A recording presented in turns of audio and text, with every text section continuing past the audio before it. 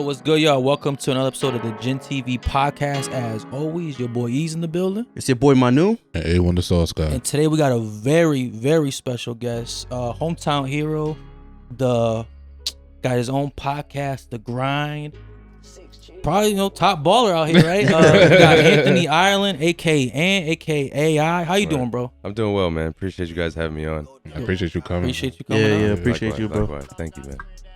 Special guest in the building. Yeah, we're here. So I know you just got back in the States, right? Right. Where you at before? So this season I was in Hungary. This past season I was out there from about December until just 4 or 5 days ago. Oh, you just touched. Yeah, down. so I just got back. I just got back to New York. Actually Wednesday. So this past Wednesday that just went by. Yeah. So now I'm just trying to recover from the time change and. Okay. So it's been difficult, but I'm used to it now. Yo, are the basketball seasons overseas same length as the ones over here?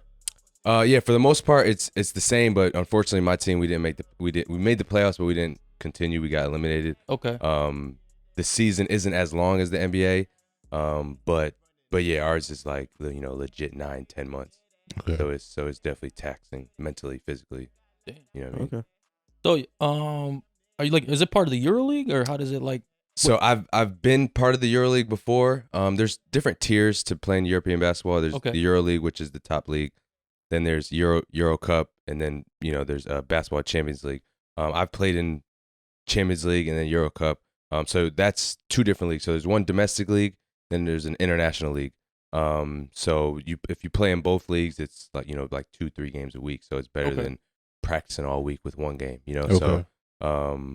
So I've been fortunate enough to play in that league and my domestic league. Yeah. So you got definitely the Europe experience then, right? Yeah, man. So I'm a so-called a vet now. Is what they say now. That shit sound crazy, right? I know, man. It's unfortunate, but it is what it is, man. But can't beat father time. so yeah, I'm heading into my eighth year as a pro. So I originally started out in I had a gig with the Lakers Summer League. It's crazy that you got it on. Actually, we definitely should get into the playoffs right now because I know you. Oh, for facts, definitely facts. But so you was on the Laker team. So I was on the Lakers Summer League team. So right after college, everybody gets summer You played league. in Cali, right? I went to college out in LMU right here, Okay. Marymount University, Division I, and you got to imagine 17-year-old, 16-year-old kid from Waterbury taking a visit to Los Angeles. Of course, I'm going. So right, absolutely. I went there 4 years, did very well. Didn't get drafted, but I had a bunch of opportunities, bunch of workouts with different teams. Worked out for the Clippers, Houston, Dallas, Toronto, Clippers, and then the Lakers 3 times actually. So they ended up picking me up for the summer league, which was dope. I was with you guys, Jordan Clarkson. Yeah, Jordan. Yeah, definitely. Julius Randle. That was all, bro. That was all my summer league, bro. Side note, I'm so I knew they should have given Julius Randle more time, bro. Like he is with the Lakers. Oh yeah, he's balling out. Yeah, I always thought him and D'Angelo Russell they should have just let them grow. Cause they got rid of them I think a little too quick and because now I think they're pretty beastly to me now, especially for sure. I mean, if you look at even the next couple years after Brandon Ingram, that bunch, Lonzo Ball, they've had so much talent, but you know what it is, the Lakers don't have patience. Yeah, they don't want to develop. You gotta win now. Yeah. That's the dope thing about what LeBron's doing. And he's taking on that pressure. Word. You know what I'm saying? But they don't want to develop them players. They want to. You ain't got time, man. It's a different mentality. Ain't really no rebuilding years outside of when Kobe was going down. So the Lakers never in rebuild mode. You know what I mean? So they're always trying to win now. How was the summer league when you were doing it for the Lakers? So it was dope, man. It was like my first. That's a dream come true, So that was your first real taste of professional being a pro and getting paid and being just in the environment of the NBA. That's my dream, So I'm waking up from the hotel. We're staying in the hotel right next to the facility, and I'm walking over with a bunch of the other guys. We're practicing there twice a day for training camp, summer league, and you see jerseys, Shaquille O'Neal, James Worthy, everybody, Jerry West. That was before the summer league was as big, right? I feel like the summer league kind of gets a lot more hype. Right now it does. My year it was it got a little bit hype, but it started getting hype. It wasn't they play shit on ESPN now. Now they do, you really get because the stars come out to watch the summer league. Facts. So like, break down the summer league for us people that don't really watch basketball. Because I know nothing about basketball. Okay. So I'm listening to you guys and I'm trying to like catch up to speed. So what is the summer? What is the summer league? So the summer league is pretty much like guys that are on borderline NBA, borderline, could sign a 2-year deal, 1-year deal, and then guys that like maybe come back from overseas and get their second chance. Okay. It's just like a showcase, and then like of course the draft picks get to showcase what they get a big opportunity. So what months do you play? Just the summer months, like it's just like June and July. Okay. Like June is like training camp. Or no, July's like training camp, and then August you're playing. You go to Vegas, and you're playing games. You know? So for me, that was like, we're flying first class. Like small example. So I dropped my bag off at the practice facility, my big luggage, that I'm taking for Vegas for 3 weeks. I dropped my luggage off, and then I don't see it until I get to my room, I get to my suite in Vegas. You know what I'm saying? So like, that's completely different mindset. Like he ain't waiting like the regular people. Like shit to go around. Like that's what I'm saying. Just handling shit at a professional level, and being with the Lakers, it's like you got the Lakers, so it's like you're prestigious when you go to summer league. Right. So I'm walking around with my gear, and it's like, kids, can I get an autograph? Can I get an autograph? Can I get a picture? So that shit was dope. Yo, is this fresh out of high school or that was college? Okay. College. So right when I left college. Okay. Yo, so you watched The Last Dance, right? Of course. Yeah. So there's a skit in where Michael Jordan's talking about how he walked into a room where it was pretty much like people doing all sorts of drugs, and he just walked right out. Right. At what point in your career were like, yo, you walked into a situation where you're just like, oh shit, like this is not what I expected. Like this is too much. Or have you ever seen any of that kind of things going on? Nah, man, not necessarily. I think that was that era. Like it was definitely like that 70s, 80s, that 90s, early 90s era. They were like punching people, like going up for they were bugging. They were bugging. So you're trying to say that things nowadays are a lot more legitimate, and there's not as much. I think guys are just more mindful of like what they're putting in their bodies. Yeah. Like that, like I said, that was an error. So, you can tell like now basketball is like a 12-month season. You got to take care of your body. You got to, LeBron spends like $1 million on his body. I was just watching something about like he spends like $1.5 million a year. Yo, because it's crazy, right? Because like you obviously you own your body, right? But when you sign over to that team, in a way, like you're like. No, I don't want. I hate to use the word property. But you're not. Yo, you're not. They you're own not you, bro. You're an asset. That's what you are. Because they're paying they're paying you millions of dollars. Right. So they pretty much see you as a commodity. Yeah, for sure, definitely. And like that's like the ugliness of being overseas, because like a lot of times, and I've been fortunate enough to like my career's been smooth with like as far as getting paid and things like that. But some situations, like I know guys who don't get paid, who, just get sent home for some bullshit, or just a lot of stuff happens overseas, So it's definitely different. And it's probably not like no like league management that you can contact over there. Nah, like, there's no players union. There's nothing like that to where it's like, yo, I didn't get my money. You don't even speak the language. Probably half like some of these places you playing. So like, I mean, but you said get sent home on some bullshit. Like, what are some examples of things that people would get sent home for? I mean, besides like the drugs. Yeah, so if you're not hooping, like they're paying Americans, they're paying you the most money on the team to come in and make and be a difference. Okay. So if you're not producing, so if you're supposed to come in and be the difference. So if you're not doing that, then it's like, okay, you're just we could get another American that's going to come in and do. So they're making an example out of you. Yeah, they will, but it's just at the end of the day, bro. It's like I thought, like when I first was a pro, I took it personal, but now it's just business. Like they're just making a business move for them, because it's money at the end of the day, and you got to respect that. But it's definitely a lot of crazy shit going on out there. Yeah. Yo, so how did you feel like once you like didn't make it after the summer league? I mean, it was tough, bro. It was tough. I knew I didn't get the right opportunity. Like I said, Jordan Clarkson was in that draft, so I knew he was gonna get a lot of playing time at the PG position. So it was tough, but I signed for a good chunk of money in Europe, and it was I'm 23 so at the time. You didn't really take like, cause I know like obviously when you're like a kid, right? Like you work towards the NBA. Yeah, That's absolutely. like that is like That's the end pinnacle goal. of basketball, Right. right?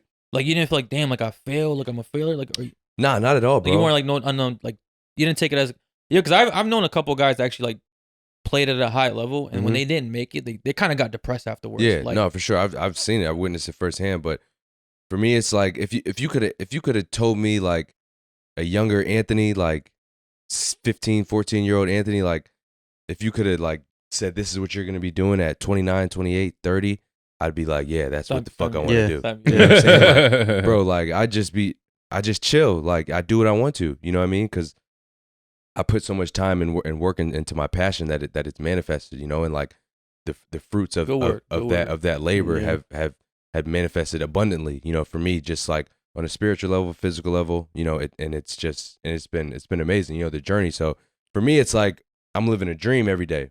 You know what I mean? Like just having the freedom and how I move. You know, so it's a kid coming from Waterbury. You know, like it's dope. You know. Yo, so you said you signed for a good chunk of change that made you really comfortable in life, right? So, yo, there's like a stigma with basketball players where they get paid and then all of a sudden they start blowing their money on this and that.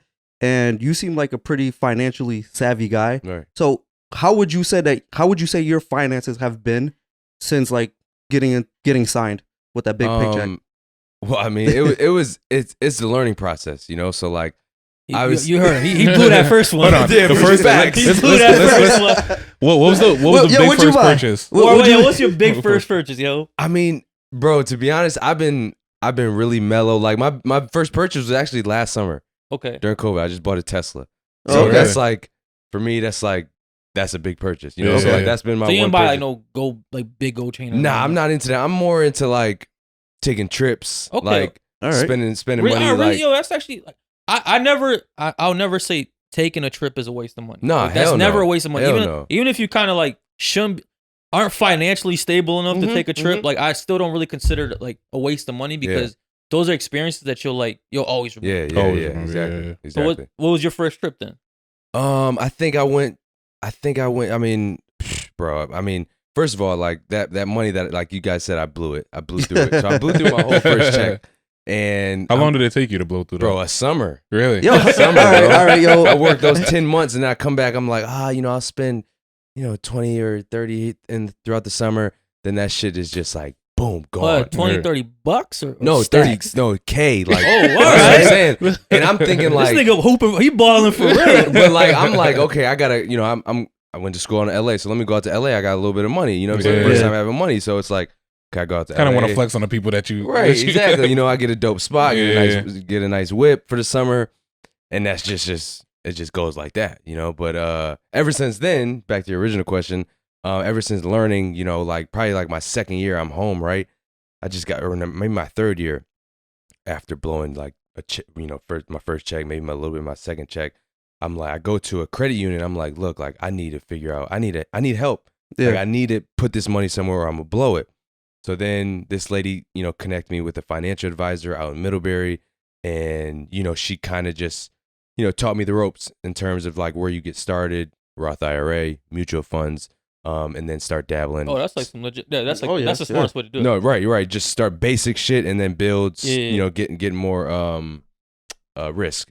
So, okay. So I started there and then, started to dabble in, once I actually saw like the proofs in the pudding. So I'm like, oh wow, this stuff actually works. This is a whole different lane that we weren't taught kind of. Oh no. No. So not in Waterbury. No, exactly. We love talking about that shit. Yeah. Right? Like we're big into being financially free, motivated, like all that. Especially the Roth IRA, like people sleep on that shit. People sleep on it, bro. And it's like something that like, it's just a foundation that you can have for you, your family, as a safety net, and it's so a Roth IRA, for people that don't know, it's a tax-free, pretty much savings account that you can invest.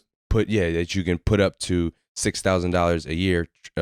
Last presidency, Trump just changed it to $6,000. It was $5,000. And you can take it out whenever there's no charge. Yeah, you don't get charged. You don't get taxed on the growth either. Right, exactly. Yeah, exactly. So that's a benefit. You can hold Apple or you can hold whatever you want to hold, mutual funds in that Roth IRA, and it can grow. You know, so that's because there's like obviously there's probably no retirement or 401k overseas, right? Nah, bro. So so speaking of money, so I've always heard this shit and I've never really confirmed it. Like when you get a check overseas, right? They're obviously the United States doesn't tax you because you're getting paid over there. When you bring the money over here, is it taxed when you bring it over? No, so we're taxed through the team first. So we get taxed by them first, and then when we get back over here, it's not, we can't get taxed twice. So then it's just if you make like at the end of the day, right? If you make $60K over there, right? You'll bring straight $60K over here. You getting $60K. Okay. You getting $60K. And are the tax rates better over there or over here? It's better over there because the team pays your taxes. So you're not, the taxes are essentially aren't coming out of your salary. Oh, yeah. All right, so that's the dope thing being out there. Whatever you sign for, that's what you getting. You know? What kind of like for a player like you, what can you expect to sign for? Anywhere from 200K to about 100K. Okay, that's solid. 10 months. For the 10 months, yeah. But there's guys making 50 a month, 50K a month over there. Like, damn, for Mike, 10 months. Yeah, the dude Mike James who just signed with Brooklyn Nets.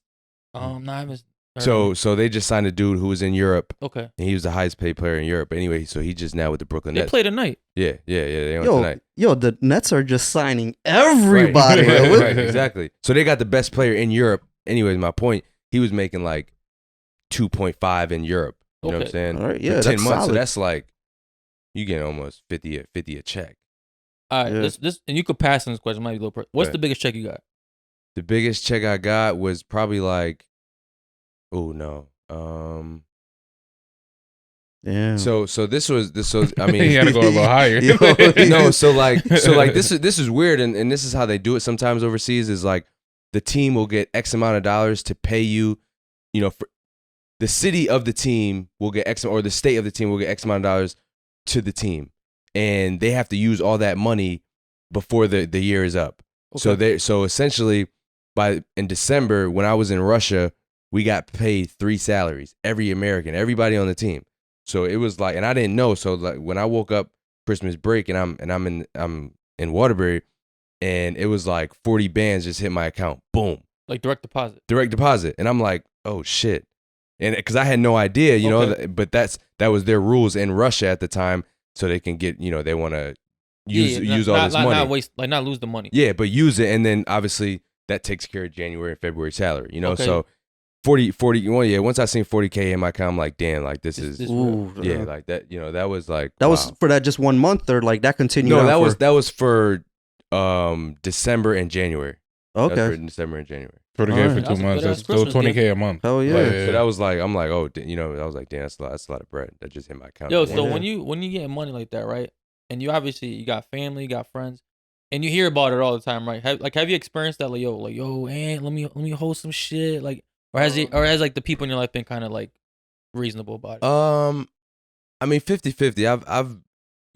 I'm fortunate enough to have a family that's like, stable, both sides, mother and father side. So it hasn't been any real, no lost cousins type shit. Nothing crazy, just helping out here and there when I can. But yeah, I think a more important thing that like, we don't talk about is like, and only in our culture is, like when you're given, not given, but like when you earn a lot of money, we tend to take care of the generation behind us. You see what I'm saying? But we, and it's only in our culture, but like in other cultures, they take care of the future.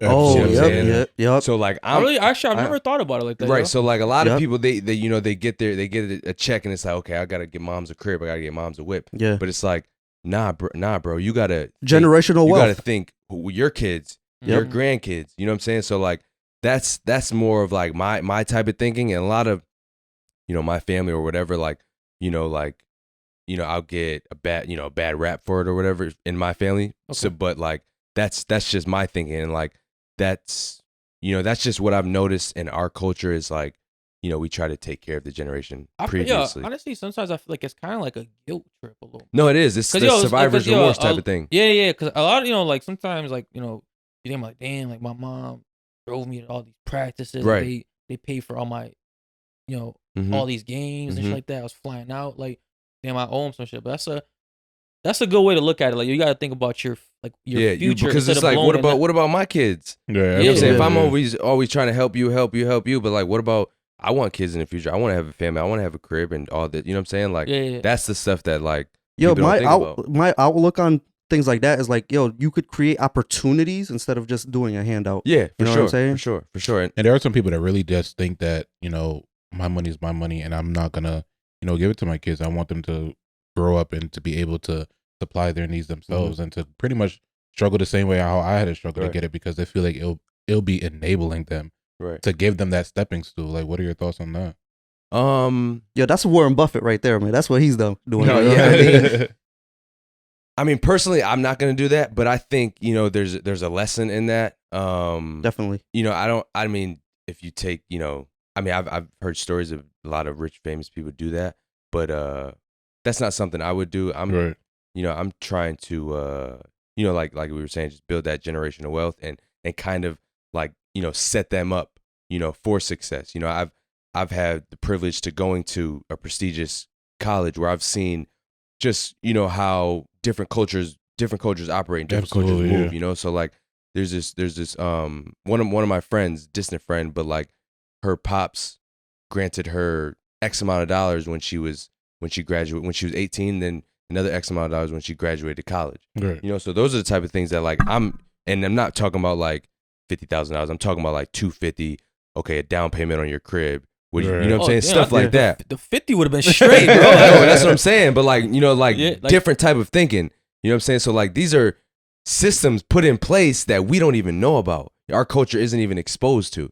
You know what I'm saying? So that's wild as shit. I mean, the thing is that we really like to not complain. I don't like to use that word, but we like to focus on the side of things and saying that, you know, we're at a disadvantage. But it's like, we're at a disadvantage for what reason? Like, why do other cultures or other demographics have that step ahead than we do? It's because we don't have that step. We don't. I feel like because we don't. I think there's obvious reasons why they have the step ahead. Obviously, there's reasons, but I feel like, you know, if you could do what it takes to put your kids into a better schooling system, like moving out of Waterbury or, like you said, creating a savings plan so that whenever they graduate college, they don't have to go. Like, personally, for me, when I was growing up, I wanted to go to school with my two best friends, and I couldn't go because I needed $1,000, and I couldn't come up with $1,000. And honestly, real shit, like I hated the fact that like my family circumstances didn't allow me to go to the school because of this is the difference between scholarships and family gifts and stuff. But you should have fucking sold blood and semen, man. Like, you didn't think that shit through. I'd have been jerking off in the cup for that shit, bro. I'd have made that 1K, man. I mean, you wasn't motivated. But I mean, like these are the things that like most other cultures don't really have to deal with. I mean, everybody has like their gripes. Every culture has their flaws, but I feel like it's predominantly like in the but it's also a systematic oppression that the system itself is broken, right? For sure. Where they don't teach us financial literacy in school. Right. That's something that our parents need to teach us, or they need to change the system together to start teaching us how to invest. Like, what kind of classes did you guys take in high school? Trigonometry, social studies. Like, those are all important. But they focus so much on the academics that they don't teach us how to actually become adults. I don't even think they offer it. Yo, like, he just listed classes that I skipped. I ain't take them shits, but I know what you're saying. But it's like, if they teach us financial wealth, then we're gonna get wealthy. Like, they can't make money. You can't. Like, I don't think that, because the more you study the stock market, the more people are involved in it. That's what brings up the stock market. When you buy a stock, if we all just bought a stock right now, it goes up in price. It goes up in price, right? So I think it's the system that hasn't caught up to start teaching people like, you need to learn financial literacy. You should be investing your money. The system is designed to like teach us how to do jobs that are no longer being like jobs that are useful in society. Because why is that? Because you have to be, somebody has to be the employee. If everybody's a boss, then who's gonna do the manual labor? No, but we're all bosses over here, bro. If you're buying you're a stock, you're a boss, bro. You're a boss. We're kings, bro. Kings and queens. But if you're buying a stock at that price, somebody has to be selling it, and it has to be that stupid person to sell it at that price in order for you to buy it at that price. And I feel like that's the part that gets overlooked. This might be the capitalism in me, but unfortunately, everyone can't make it. Exactly. You know, and I feel like that's a system that is happening right now. Like most African Americans or most lower earning income families, they just can't get to that place because we're the scapegoats. We're the fallback. But that's a mindset, bro. Like, yo, you can get how did you become a successful basketball player? You had the mindset that like, I'm gonna work hard and I'm gonna get there, right? You did what everybody else wasn't willing to do. Right. So that's how you get there. Like, yo, you gotta change your mindset in order for you to get there. I disagree with that. You can't say that a lot of people work just as hard as you, but didn't get as far as you. Say that again. Ask me that again. Like he's just saying like that you did what everybody wasn't willing to do. I'm willing to bet that you grew up like, you know, especially in high school at some point, right, in college, like you ball with people that work just as hard as you, maybe even harder, but didn't make it as far as you. Would you say that, or you outworked everybody? You have to outwork everybody, bro. Literally, bro. In Waterbury, I promise you, bro. Nobody, like when I was coming up, those 4 years when I was in high school, nobody worked. And mind you, like it's not like it is now. Everybody's got a trainer. Everybody's got a highlight video, whatever. In the summertime, everybody's working out. But it wasn't like that back when I was coming to high school. Nobody had a trainer, and I was the only one like that I know of. Okay. That at least of my peers that I was working out harder than everybody else. And I was like, there's been a few times where like I wouldn't go to a Crosby football game on Friday or Saturday because I'm in the gym. Oh, so you are, man? Hey, yo, so I'm wrong. Yo, you know what's funny? One time I don't know if you remember this. You probably don't. But I remember you because you used to play basketball for Crosby, right? Yeah. So, yo, I remember one time I was just, playing basketball. You happened to show up and you were playing, right? Yo, I was like, all right, look at this guy. He's about my height, just balling. And then like, yo, you literally like went up for a layup, and I was like, yo, did this guy just jump over everybody over here? I'm like, yo, how the hell did he just do this shit? But yo, that's that's when I recognized that, like, yo, this guy has something that nobody over here has. I didn't know what I was doing, but I knew I was on a different type of time in high school, and I knew I had to be because I know what I wanted to get. I wanted to be Division I, so. What do you think separated? I mean, you dabbled in it a little bit, but what do you think separated yourself from everybody else besides like the mentality? I think just I mean the mindset, and then just the work ethic, or the work ethic, but not even the work ethic, just like the more. Bro, you can't explain. Yo, it's right here. Yo. The more it's like I feel like the shit drive you're trying to explain. Is the drive, like you that have shit to, inside you. It's inside me, but what I'm saying is like seeing it, visualizing it, and then putting in the work. You know what I'm saying? Like I figured out early on that like if you want something bad enough, then like you have to see it first, you have to visualize it first, you have to pray on it, meditate on it, whatever you have to do on it, you have to see it. You know what I'm saying?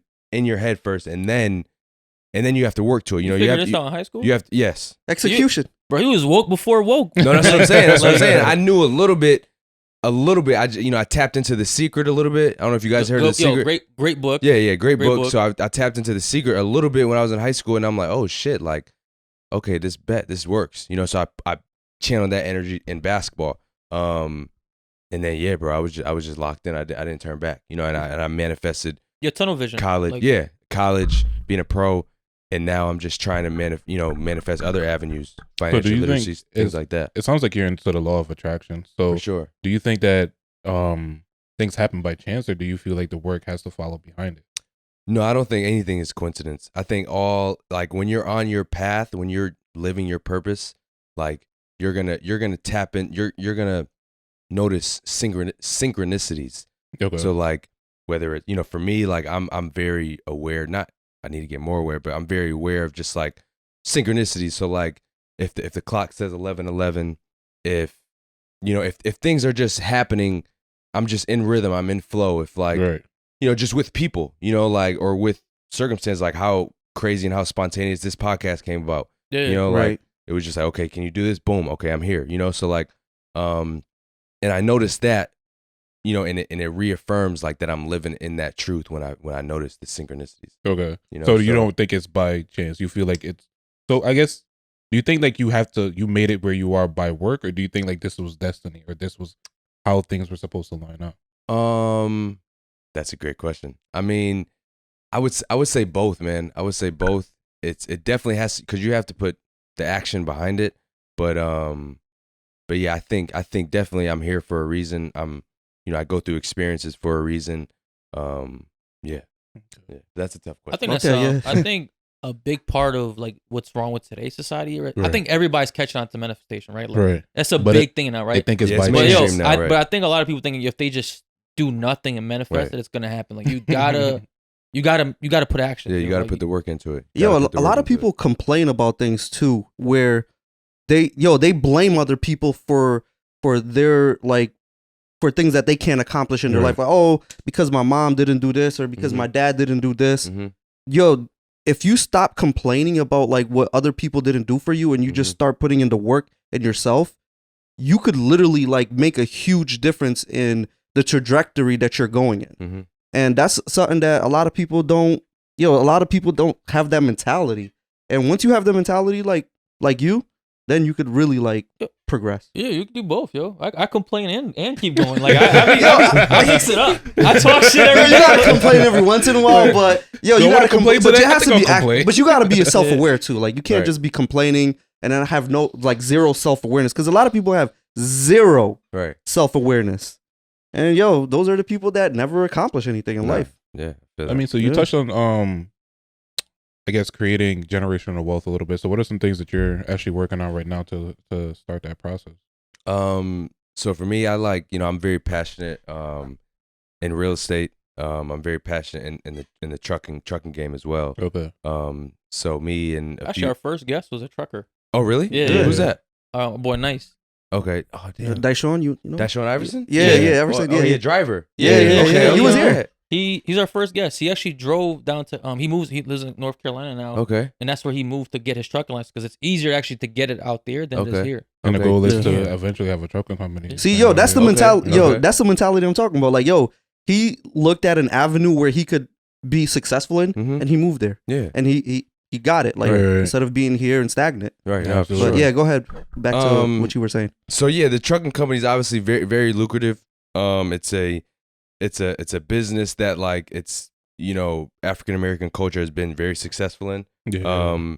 And a lot of people that, it's very lenient on people that come out of jail as well. So it's a sticky culture, but there's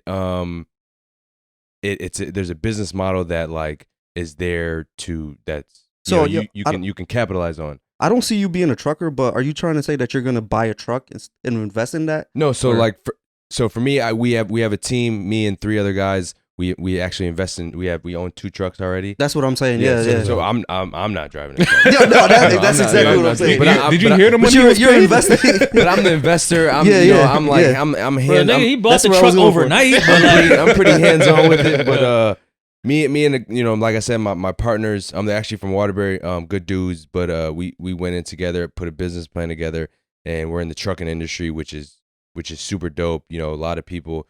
For the drivers alone, you can make $1,200 a week, so like there's certain loads that you'll get a $4,000 load. You can kill it. No, you can eat, so like that's something that again is going to build generational wealth. And it's like, obviously nothing is, for me is like, I'm always thinking long-term investments. So, this is something that's like 5 years, 10 years down the line when I plan to retire, this will like, give you that income, passive income. Yeah, exactly. So you got 2 trucks already. So we got 2 trucks on the road. We're gonna buy a trailer. That's our mission this summer, is to get another trailer, or is to get a trailer, because we've been renting trailers and using like Amazon trailers or whatever. Okay. And then continue to. And then are your partners people you grew up with, or these people you met later in line of life? A little bit of both. Like we grew up in Waterbury, so we grew up playing basketball together. Okay.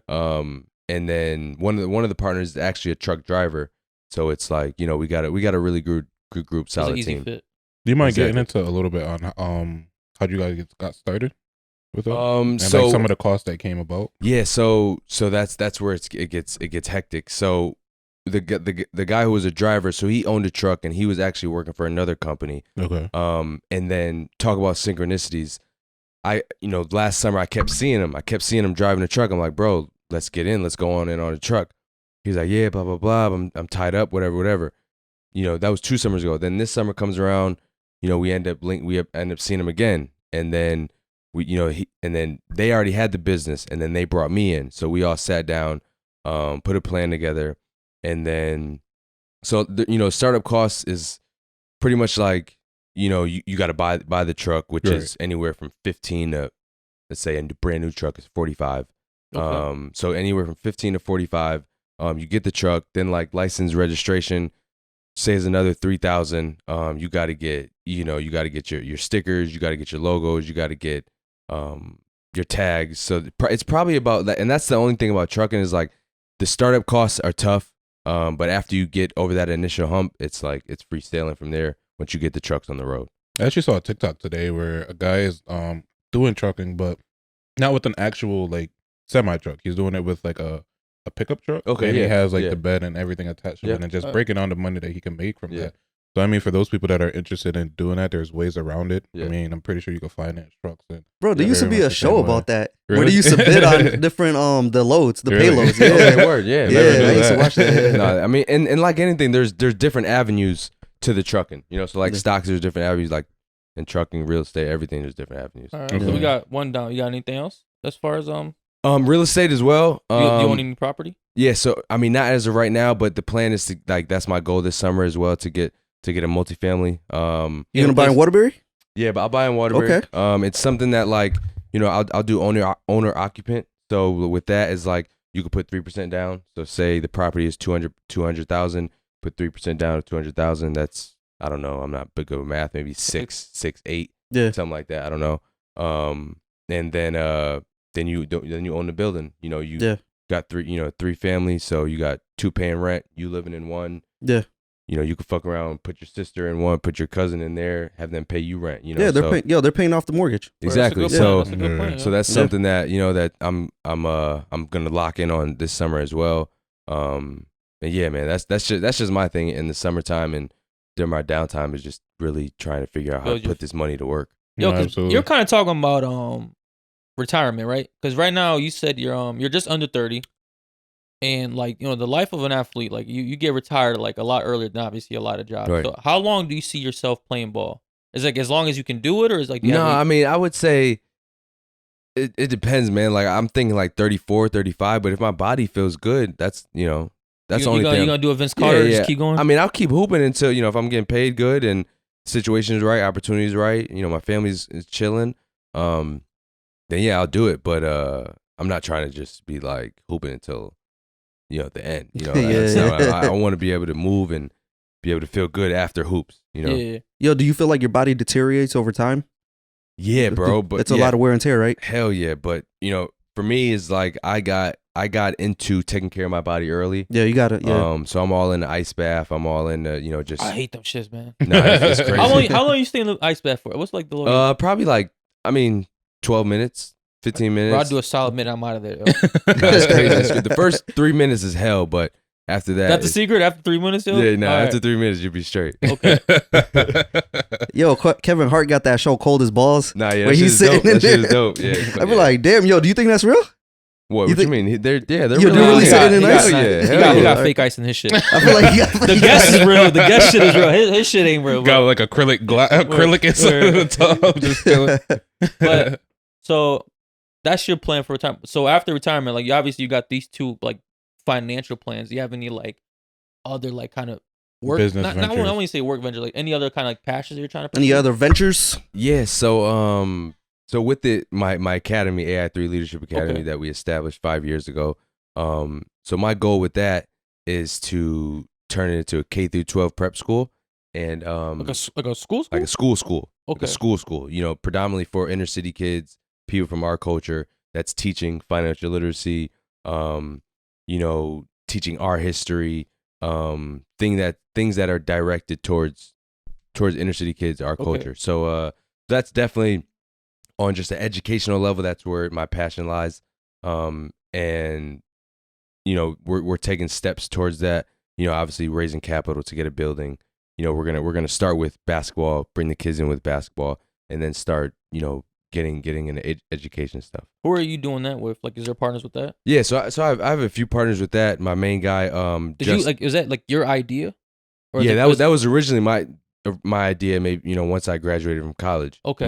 That's been like always something I wanted to do. All right. And we're on the right steps. But so my partner, my good friend Justice Goldborn, Crosby graduate, went to Western, and he's just like really, he's hands on with it with me, and in terms of manifesting it, making things go smoothly.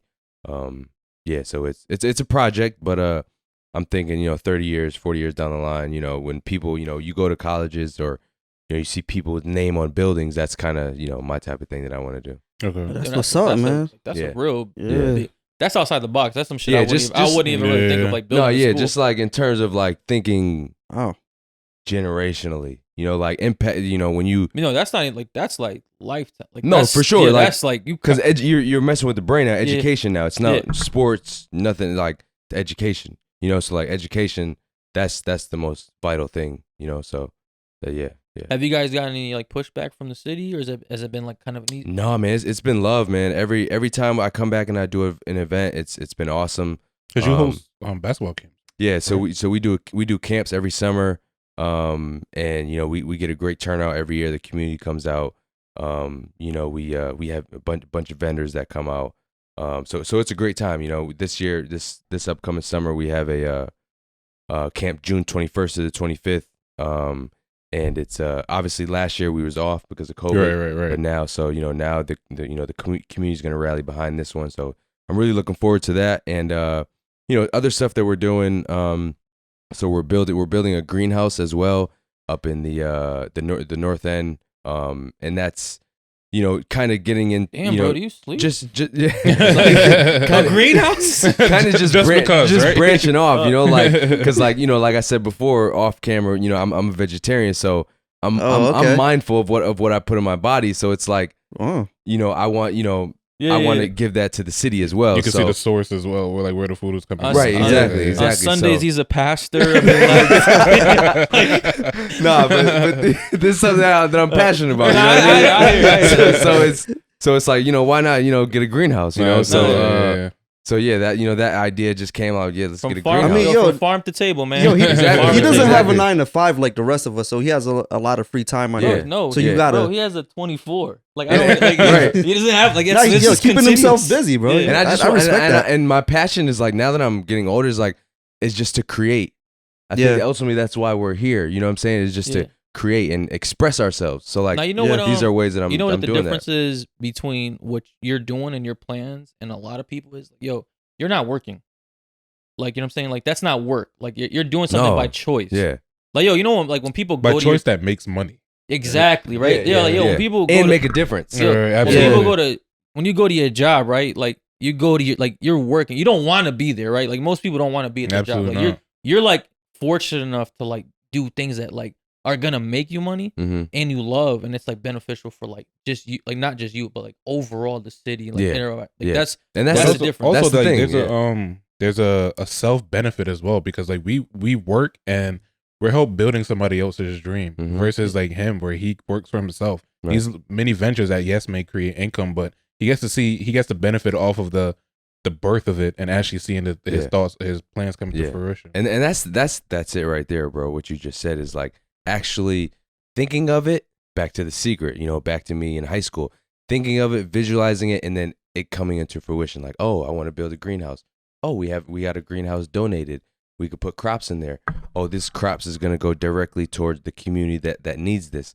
Oh, this community is called a food desert. So for those that don't know what a food desert is, is like, so a food desert is you go to any hood, there ain't no Whole Foods, ain't no good grocery stores around any crazy, hood. Bro? So I actually I picked up my son from like school yesterday, right? Because I had to take him to an appointment, and I picked him up a little early. So they brought his lunch with him. When I saw the shit they gave him, bro, I couldn't fuck. I threw it right away. Like, I'm like, he was mad at me. He's like, "Oh, like, Dad, I want to eat that shit." He ain't like that, but he's just like, he was mad, and I was just like, "Yo, this is what they, bro, like, it was straight poison, yo. Like, really? It was straight. Yo, and think it's about like the shit we ate growing up, like, bro. Oh and my it, God, bro. borderline poison. that's why everybody got eczema nowadays, man. Yo, Like, this, like, cardboard shit, pizza. Terrible. We Yeah. used to think it was Nah, fire. Yeah. Too. Crosby had the Pizza M&M Friday cookies. day. Those were good as fuck. Nah, I'm not gonna lie. those was fire. Those was fire. That's what y'all had. That's Those was stable. fire. They were a little Those bit was fire. undercooked. They were soft and Yeah, tender. they like- was soft. It was 3 in the pack. exactly. Yo, I'm a Yeah. pizza guy, and I would never.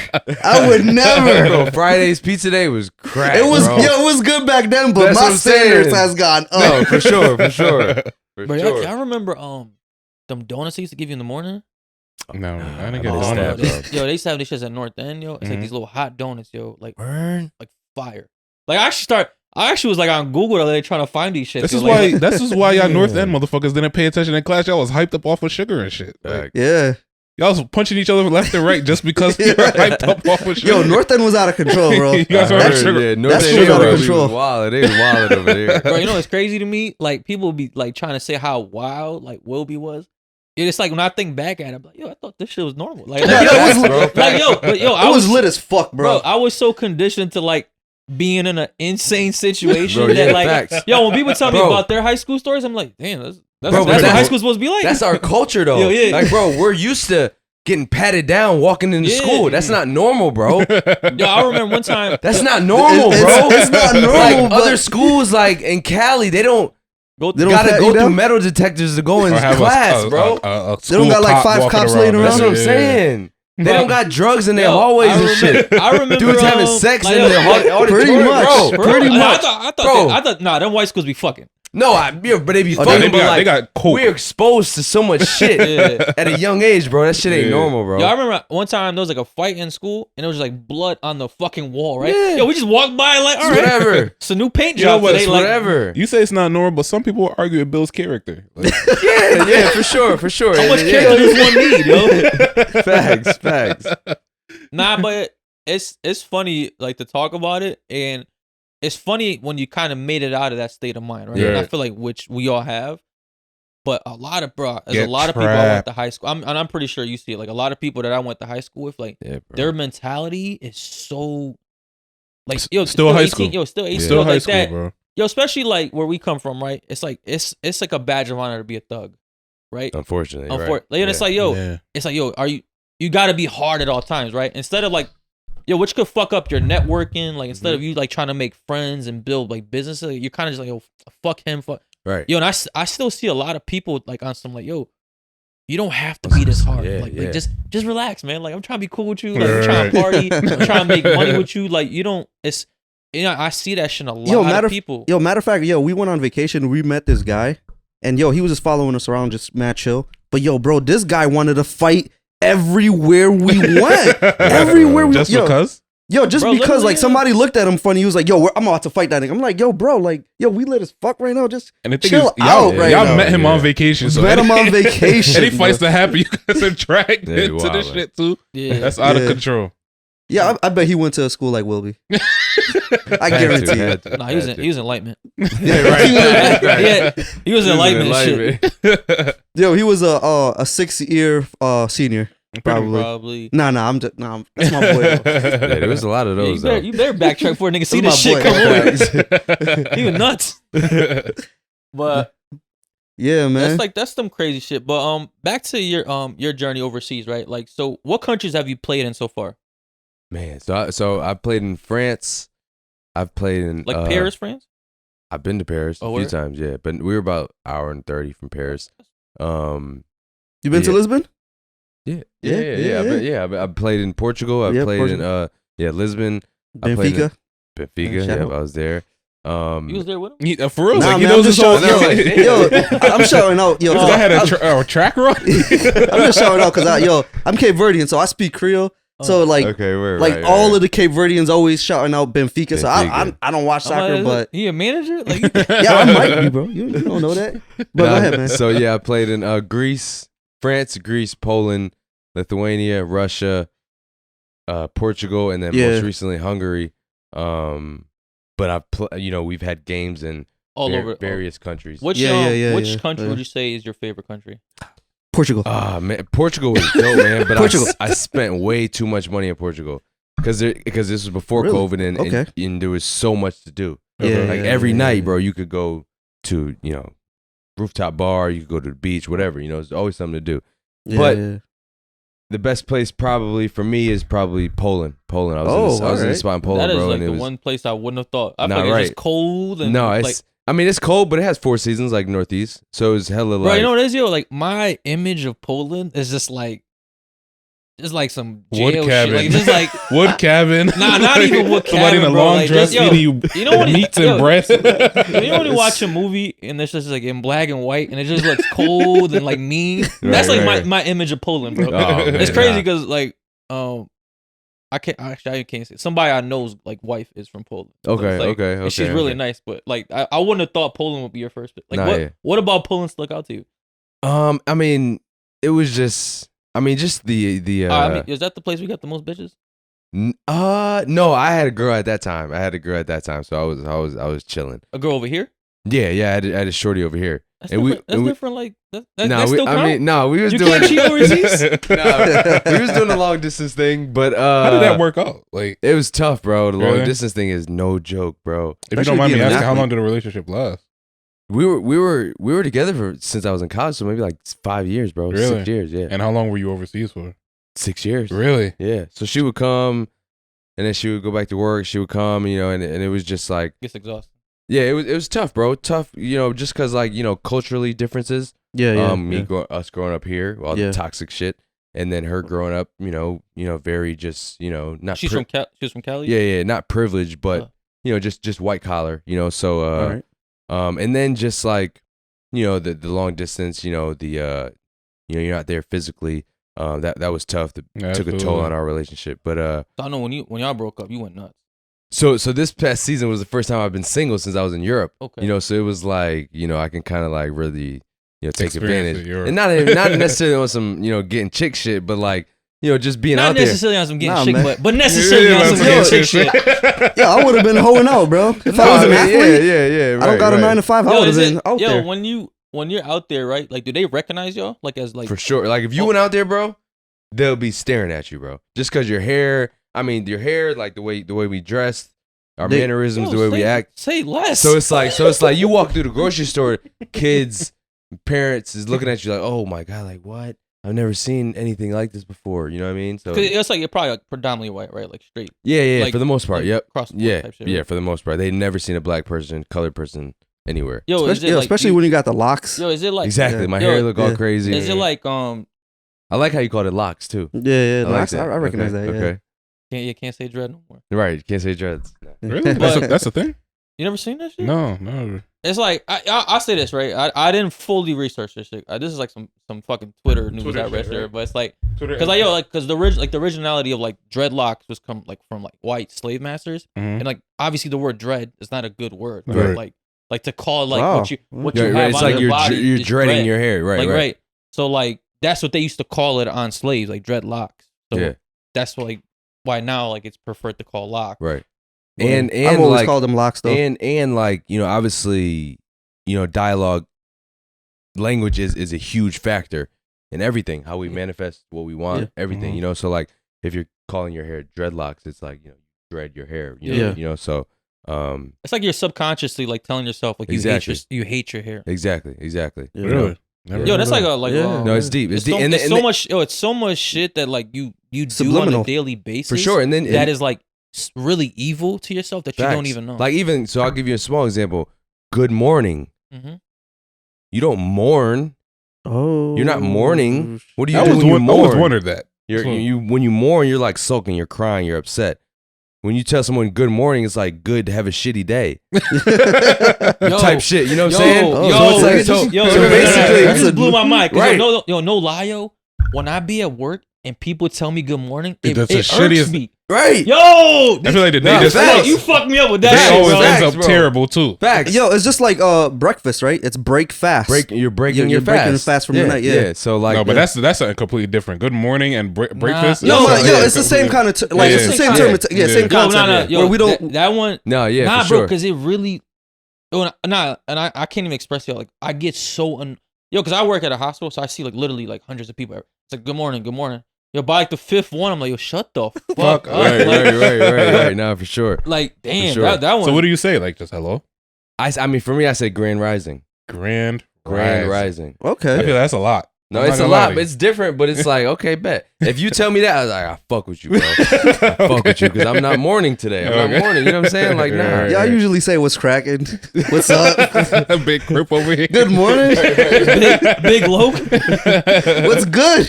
They be looking at me like, "What?" I work with white people. They just like, "The fuck is wrong with this guy? Cracking." Yeah, but you were saying that you get pretty much you're looked at as a superstar, but do you get recognized as being like a basketball player while overseas as well? Yeah, I mean they definitely know you're there to play basketball. You know how like the NBA here is like really big. Right? Mm-hmm. It's like the basketball leagues over there. Like there's like is it as big or popular? Like how is the fans like how is the stands or the courts? Before you say anything, I feel like, and here's my image of it. I feel like it's the same way. I feel like everywhere else besides America idolizes soccer or football. I feel like the same way how we look at football, they look at basketball. Soccer is a worldwide sport. I see what you're saying, but have you ever actually been to a football stadium in the United States? Like a soccer stadium? Yeah, like a real football stadium in the United States. It's fucking it's like don't let like the media fool you. Like it's still very popular in the United States. Like, it is. It's fucking nuts. Yeah. Really? Yeah. But you gotta as boring as it may seem on TV, you go to a football. It's fucking it's bro. I went to a Benfica game. Yeah. Bro, talk about like 70,000, bro, going crazy. Yeah. Bro, that environment is different, bro. Different. But to answer your question on the basketball tip, they're much more passionate. You know how you see an NBA game, everybody's just chilling. You know, everybody don't want to do too much.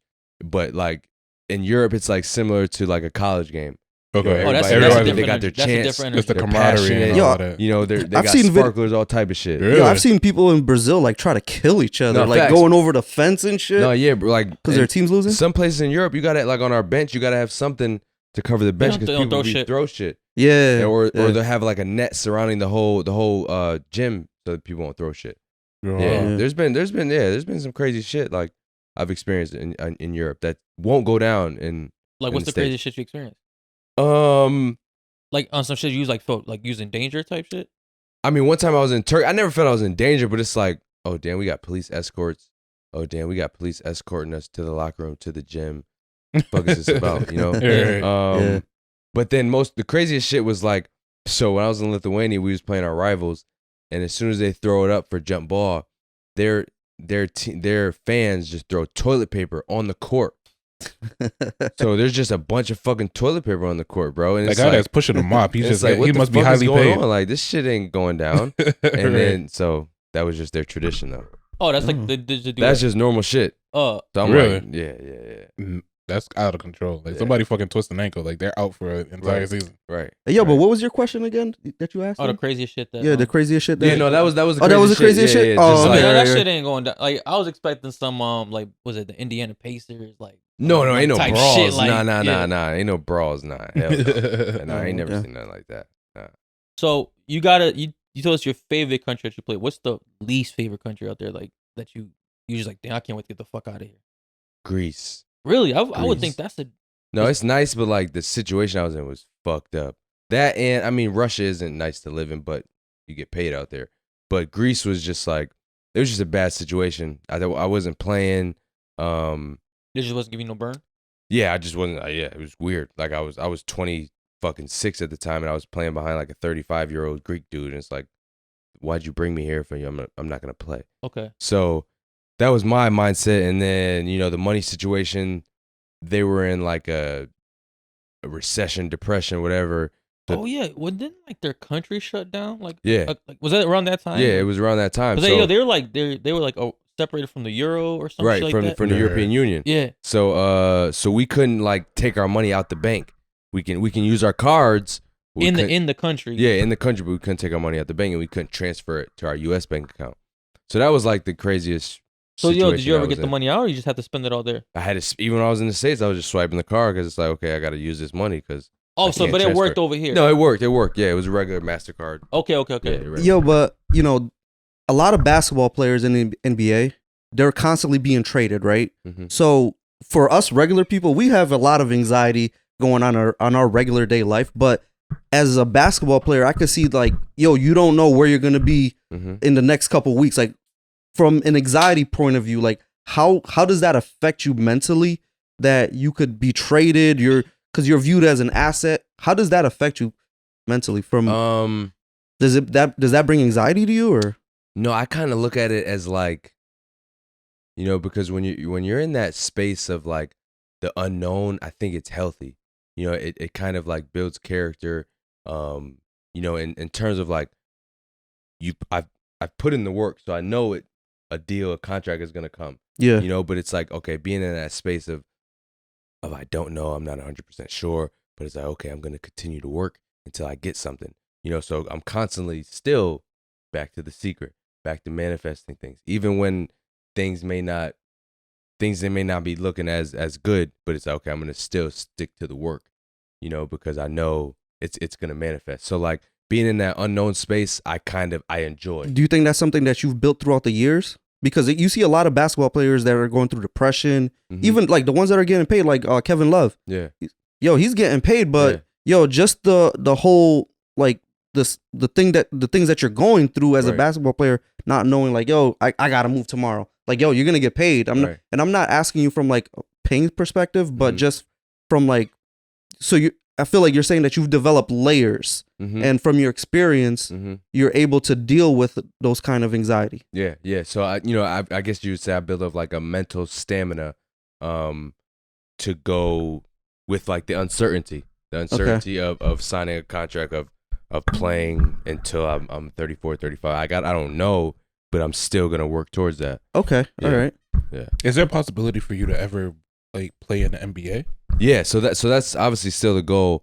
And I'm, after this year, I'm gonna, put together a very, very good season in Europe, and then kind of get my shot on the back end. And there's been a lot of guys that have done that and taken that same route, where on the back end they've signed a 2-year deal, 3-year deal. I don't know if you guys know Brad Wanamaker. He was on the Celtics. Now he's on a different team, but he was in Germany for about 8 years, 10 years, and he finally got his call with his shot with the Celtics. So now he's been in the league for 4 or 5 years. Yo, what team would you want to play for? Hopefully the Bucks.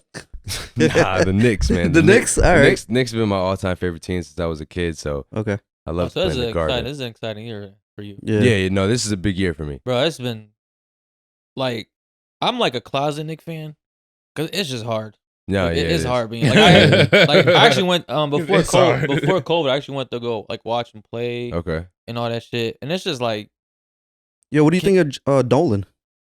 Oh, James Dolan. I mean, to be honest, bro, like we were saying earlier, man, is like, do I feel you? No, but like from a business standpoint, yes. Okay. Like, why would he sell? Like, why would he sell? Like, makes no sense. Like, the franchise is worth he doesn't give a fuck more than any other franchise. Yeah, he doesn't give a fuck. Like, so they could lose and lose and lose, and he's still worth. Yeah. It's still worth a lot. Bro, the only thing about him, like, he's just so petty. Yeah, he is. Like, that's what, like, he is. Like he could have got KD.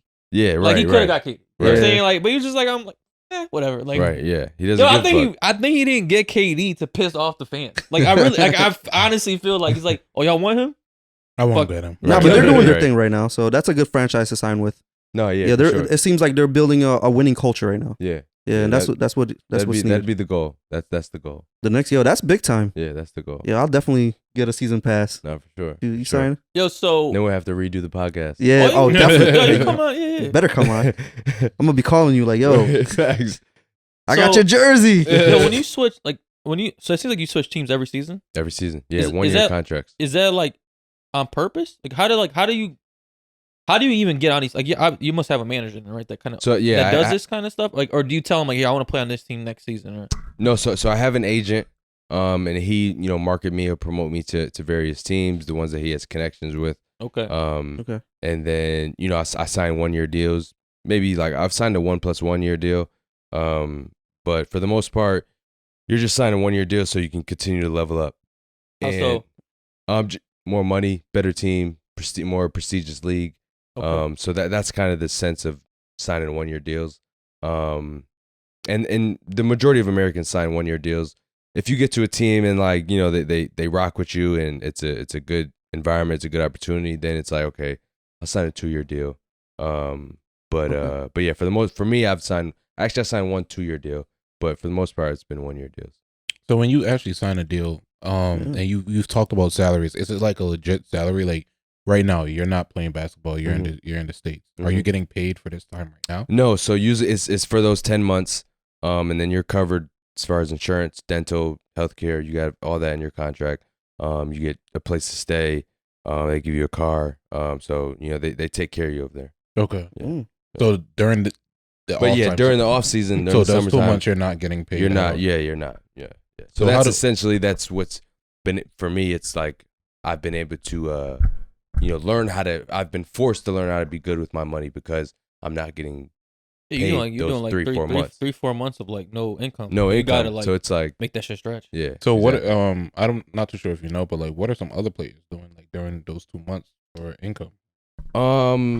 He's investing. Yeah, I mean, some people have camps. Some people, it could be various things. Some people, I don't know. Does the NBA work the same way where like you're not paid during the No, they're paid all year round. Okay. Yeah. So 3 years, a 3 year deal. The NBA is like the best model of like I would say sports. Like even like compared to like the NFL or some shit like that. Like you get hurt, you still gonna get paid. Like some other sports, like when you're not playing, you're not getting paid. No, see, the thing is, I don't watch sports at all. I know nothing about basketball. I know nothing about football. So like, this is all knowledge to me. This is a topic that I actually wanted to cover, and since there's a basketball player here, this is the best timing. But so there's been controversial behind the women's basketball team or the WNBA not getting paid properly. And for me, it's properly like or as much as the men, much as the men, but they feel like they're not getting paid the same percentage as the men. And my outlook on it is like, it's entertainment, right? And there's a smaller pie. So obviously, if there's a smaller pie, everybody wants a piece of it. So not everybody's gonna get paid as much. Whereas the NBA, it's a big pie. It's like a $7 billion entity, right? So when you have a bigger pie, everybody could get paid a lot more. But a lot of WNBA players don't understand that when it comes to entertainment, if people are not watching it, that's why they're not getting paid as much. What is your outlook on? You just took like the longest road to that question. Should the WNBA players get paid or not, man? I have to give my explanation. Like, I think, all right. So, like, what's your outlook on the WNBA players? Like, do you think they should be getting paid as much as Steph Curry or LeBron? I think should they be getting paid more? Yes. Why should the NBA be doing more?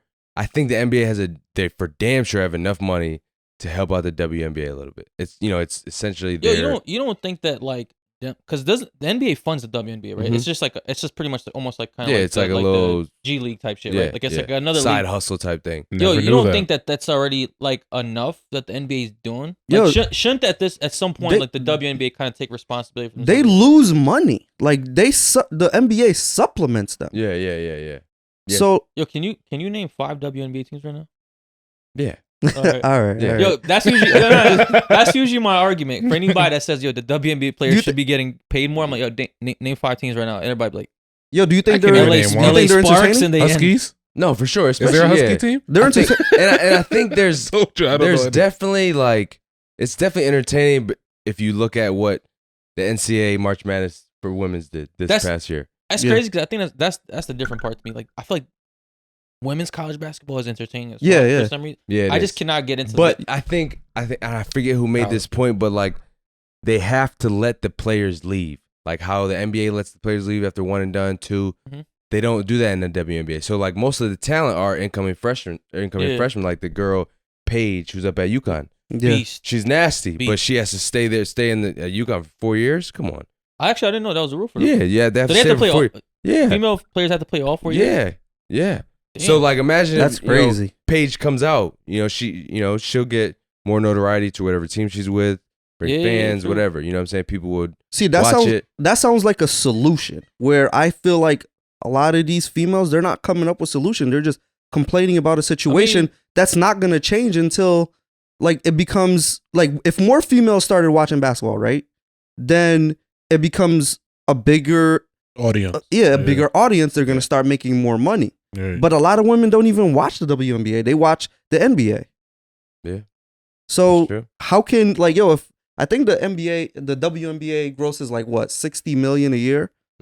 So like, yo, how are you gonna get paid what Steph Curry's making? Like sales, tickets aren't being sold. Like there's a lot of stuff that's going. They into, lose like, money. Yeah, bro. He's asking you for the solution, man. Fix the. Nah, he came up with a solution. Nah. Fix the problem, man. Nah, he just came up with a valid solution. Is to let the NBA. Obviously, like he's not the only one that knows this, right? Like obviously, women that play basketball are aware of the situation. Right? I'm not sure about that. You don't think the women? I'm not sure about. Yo, there was a WNBA player that said that she could back down. She's like, what, 6'7"? Talking about Brittany Griner? Yeah. She was talking about she could take down DeMarcus Cousins. Yo, belittling him. Word. And I'm talking shit. I'm like, yo, DeMarcus Cousins is like one of the toughest NBA player, right? Right. Yo, how is that gonna make your league look better when you're looking down on another league? Right. Like, how is that gonna like build your brand? Right. But they don't. I mean, yeah, they want to get paid the same amount as. Right? Yo, but yo, he gave me a solution that I wasn't looking at. Yeah, where like the college basketball players, like they could come out a little sooner. Yeah, and that'll make. I think that'll bring more hype to the WNBA for sure. Yeah, better marketing. Yeah. Yo, start dunking on each other. I don't know. Figure out something. Figure something. Lower the rims. Nah, they'll argue against that, bro. Lower the rims. Nah, I did see Candace Parker. She was mad as fuck. I think Shaq said something like that. Lower the rims. She's like, no, like, bro, it's tight. It's like, yo, she was getting mad. Yeah. You don't, because women shouldn't compare themselves to men. You know what I'm saying? Like that's why she got upset about that. It's like, what? Like if y'all could dunk on these rims, eventually we'll be able to. It's like, but y'all can't jump as high as men, and that's like that's not your fault. Like that's nothing to do with you. That's anatomy. Nice. Yeah. But that's true. Yo, but I mean, there's a lot of female athletes that have made a brand for themselves, like Serena Williams, and she's marketable. You know, like make yourself marketable. Be the best at what you're doing, and then the money will follow. Yeah. Even the chick, it's the girl Naomi. Oh yeah. Yeah, Naomi. Yeah. Crazy endorsement deals. Yeah. Crazy. But she also has self-awareness. Like a lot of, like I think it was Naomi or Serena Williams, one of them was talking about how if they were to play a male tennis player, they would get whooped. They have self-awareness. A lot of these female basketball players that are talking about getting paid just as much as the men. From that league, watch this shit. Yeah. I'm not commenting on what you just said. I'm all heat from that section. Yo, the thing is like, I am all for women. I am all for women empowerment. Like I want these women to make the money, but the self-awareness has to be part of it. Like, yo, do the math. This is entertainment. It's entertainment. Like I watch the male basketball games. You just call them all stupid. I want to see. This is entertainment. Nah. There's not all of them. Yo, there's a lot of like I watch the WNBA. Like, but you watch the WNBA? I don't know any 5 teams, but yo, I watch it every once in a while. See, niggas be full of shit, yo. I think their skills. Like, yo, their skills. The thing is like they have a lot of skill, but it's not entertaining to me. I feel that. Like I want to see dunks. I want to see, like people getting crossed over, people getting dropped. Like that's what I want to see. They got layups. Yeah, that's not entertaining. Yo, when I see a basketball player lay it up, why do you like Steph Curry? They got some nasty crossovers. I'm not gonna lie. Why do you like Steph Curry? Because he could shoot from far, right? But he's not a flashy dunker or anything, right? But he could shoot from far, so he's built that like his brand off that. But he's not like, he's not that. What's your favorite basketball player right now? Right now, I mean, I'm a LeBron guy. Okay. I'm a LeBron fan. Why? Is that your favorite team or just favorite basketball player? No, that's my favorite basketball player. You said the Knicks is your favorite team. Yeah, Knicks' favorite team. LeBron's my guy. Yeah, I don't really have a. Have you ever met him? No. Yeah, y'all said that at the same time. No. Great minds. Who would you say is like the most famous ball player you've met? Say like a KD. Oh, Russ. Okay. Like I played against him. I haven't like. I Yeah. haven't met him like that, but like I played against him. Russ, KD. He cooked you? Deron Williams, Paul Pierce, they all cooked us. Because we was in LA, so everybody be out in LA in the summertime. So we'd have our college team. They'd bring their 5, and then we just have an open gym. And word? Like, that's dope. No, yeah. And especially when the NBA lockdown. Remember when the lockdown happened? I remember 2011. Was it? Yeah. Was it? It might have been KD because it was like going like city to city doing like just hoops and shit. That was dope. I remember watching like some of that shit on YouTube. Yep. And that's when Kobe came and he shut the shit down and. Yeah. You ever play with him? No, never played with him. No. Yeah. Yeah, that'd have been crazy. That'd have been crazy. Playing with Bean. Yeah. Kobe. Yeah. I mean, so who do you see winning this year's finals? So I'm Lakers. You watched the game last night. I watched it last night. That was a good game. Entertaining. That was insane, but it got me worried. Cause I'm like Lakers has been my favorite team like prior to LeBron. Like I've been like since like 2009. Like they've been my team. Okay. Last night was a bit concerning to me, honestly. No, yeah, it was tough. Yeah, it was ugly. Cause I think it was the first half that was down like 6. Like they went into the second half like and LeBron was looking tired. No, he didn't. He hit the clutch shot though. I couldn't believe that shit. I know. I could not believe that shit. I was surprised as fuck too. Yeah, that shit was crazy. I wasn't surprised. Too. Like I feel like a lot of people don't give LeBron the credit that he deserves. No, right. For sure. And I feel like he's been doing this, but because he's at the status that he's at, that like people, whenever he does it, it's like last night, like he doesn't get the credit he deserves. Or people say that he's not clutch, he's just lucky. No, I agree. He's clutch. I agree. That was a big shot last night. Yeah, and people are not gonna give him credit. No. I'm hoping like that is my favorite team. I'm hoping they win, but I think the Suns is looking really good to me. No, they are. So that's gonna be a good matchup. It's gonna be a good playoff series. That's LeBron and Phoenix Suns versus and then Lakers. The Nets on this side is like, that's the problem. Tough. Joel Embiid. We'll see what Philly do. We'll see what Milwaukee do. But I'm done trusting the process with them, man. Yeah, it's a wrap. Like, the process is done, bro. Yeah, they're done. Wrap it up. I'm a Bucks fan, and I'm starting to get worried because Giannis is just not. He's just not doing it. He can't get it done in the playoffs, man. Yeah, he can't get it done in the playoffs. It's a different game in the playoffs. The game is slower, so he can't. Have you met him? No, I He's never from met Greece. Giannis. No, I never met Giannis. No. Have you played like a playoff like series over there? Like what's the farthest you've gotten in your journey so far? So we played in the international league. We played FIBA Europe Cup, and we gotten to the semis. I've been to the semis a few times and play in different playoff leagues. Yeah.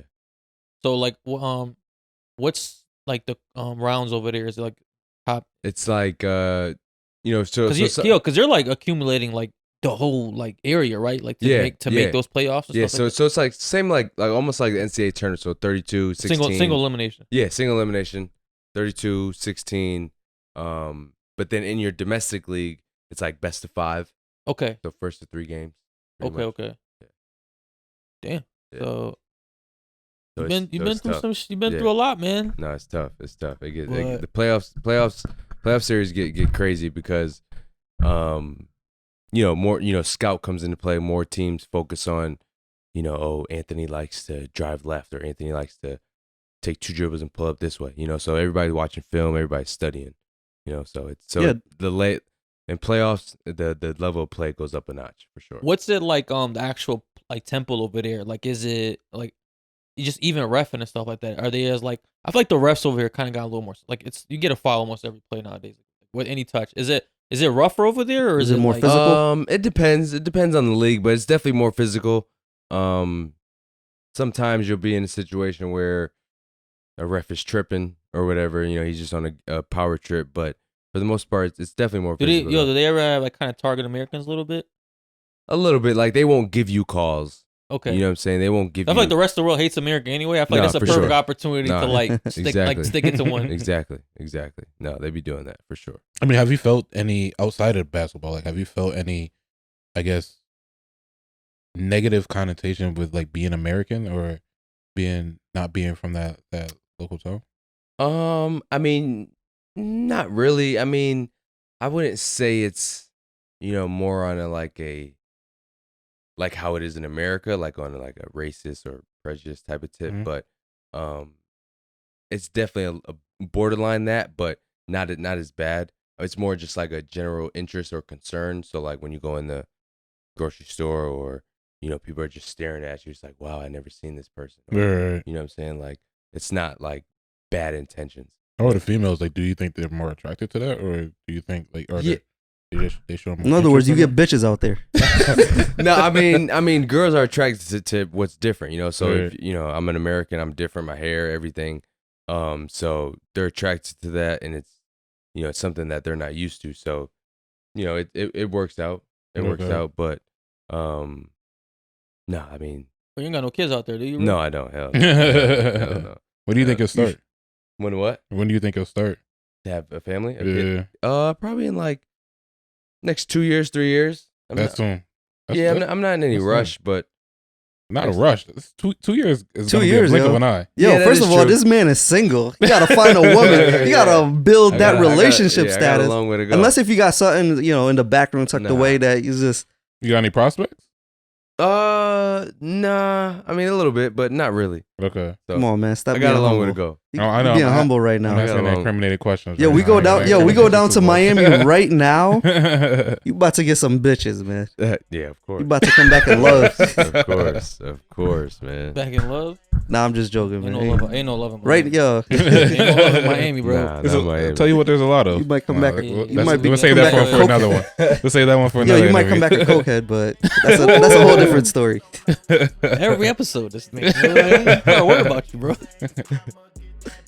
But bro. Yo, thank you for coming on, man. For anybody that wants to get in contact with you or get in tap with your league, just give them a shout out or like what's your so on Instagram, Facebook, Twitter, AI3leadershipacademy.com or AI3 Leadership Academy, our website. Like I just said, my personal profile on Facebook, Instagram, and Twitter is AIreland3. And then we have the Grind Podcast on Instagram and Facebook. So you guys can tap in with us there and follow me and what I'm doing off the court as well. So. And you have a basketball camp coming. Right? Yeah, so we got the basketball camp June 21st to the 25th from 9 to 16-year-olds, looking for, young boys and girls to come participate, and it'll be a great time. We got we got sponsorships from Wing It On, Angelina's Pizza, Antonio's Pizza and Deli, and Frankie's. So we'll have Frankie's food truck, Wing It On food truck. It'll be a dope time. So. Can't go wrong. How do they sign up for that? I love they can sign up at our website, AI3leadershipacademy.com. You can DM me if you have any questions. DM the academy if you have any questions. Okay. That's what's up, man. Yeah, but appreciate you coming on the GinTV podcast, bro. Likewise, man. Thank you for just speaking to us, teaching us about like your world travels and all that shit. Right. But for the audience out there, as always, please like, subscribe, share, comment, all the above. Keep tuning in.